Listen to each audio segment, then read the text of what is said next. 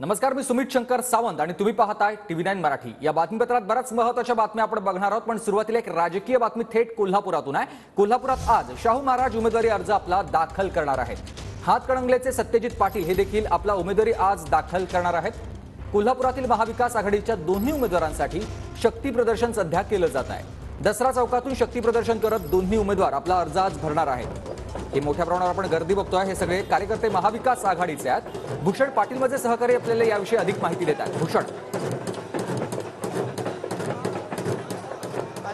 महाविकास आघाडीचे कोल्हापुरातील उमेदवार शाहू छत्रपती हे आज आपला उमेदवारी अर्ज आहे तो दाखल करणार आहेत।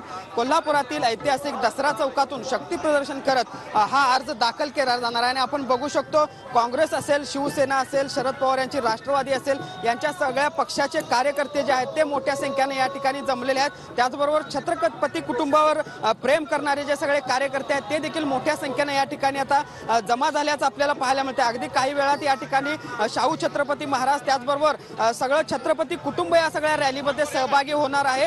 आणि त्यानंतर सतेज पाटील देखील या सगळ्या रॅलीमध्ये सहभागी असतील। आणि या शाहू महाराजांच्या पुतळ्याला अभिवादन केल्यानंतर हे शक्ती प्रदर्शनानं अर्ज दाखल करण्यासाठी ही रॅली आहे ती पुढे जाईल। मात्र तुर्तास आपण बघतो, या उमेदवारी अर्ज भरण्याच्या निमित्तानं महाविकास आघाडीकडून एक मोठं शक्ती प्रदर्शन करण्याचा प्रयत्न या ठिकाणी होताना दिसतोय। कालच महायुतीचे उमेदवार संजय मंडलिक यांनी मुख्यमंत्री एकनाथ शिंदे यांच्या उपस्थितीत आपला उमेदवारी अर्ज दाखल केलेला होता। आणि त्यानंतर आज शाहू छत्रपती महाराज हे देखील मोठं शक्ती प्रदर्शन करत कोल्हापुरातून आपला अर्ज आहे तो दाखल करणार आहे। दुसऱ्या बाजूला हातकणंगलेमधून सत्यजित पाटील सरुडकर जे ठाकरे गटाचे उमेदवार आहेत ते देखील आपला अर्ज दाखल करणार आहे। आणि म्हणूनच एकूणच आपण बघतोय, महाविकास आघाडी आणि इंडिया आघाडी यांच्या वतीने एक मोठ्या शक्ती प्रदर्शनाचा प्रयत्न या निमित्तानं होताना पाहायला मिळतोय।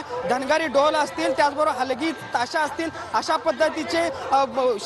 पद्धतीचा माहोल या ठिकाणी करण्यात आलेला आहे। आणि त्यामुळं आता काही वेळामध्ये या सगळ्या शक्ती प्रदर्शन रॅलीला सुरुवात होईल। आणि रॅलीमधून उमेदवारी अर्ज भरल्यानंतर शाहू छत्रपती महाराज हे माध्यमांशी बोलणार आहेत। त्यामुळं ते नेमकं काय बोलतात हे देखील पाहणं महत्त्वाचं असणार आहे। संजय मंडलिक यांनी जे काही विधान केलेलं होतं त्यावर ते काही भाष्य करतात का हे देखील पाहणं महत्त्वाचं असणार आहे। मात्र तुर्तास आपण बघतोय, या सगळ्या उमेदवारी अर्ज भरण्याच्या निमित्तानं एक मोठं शक्ती प्रदर्शन शाहू महाराज आणि महाविकास आघाडीच्या वतीने होताना पाहायला मिळत आहे।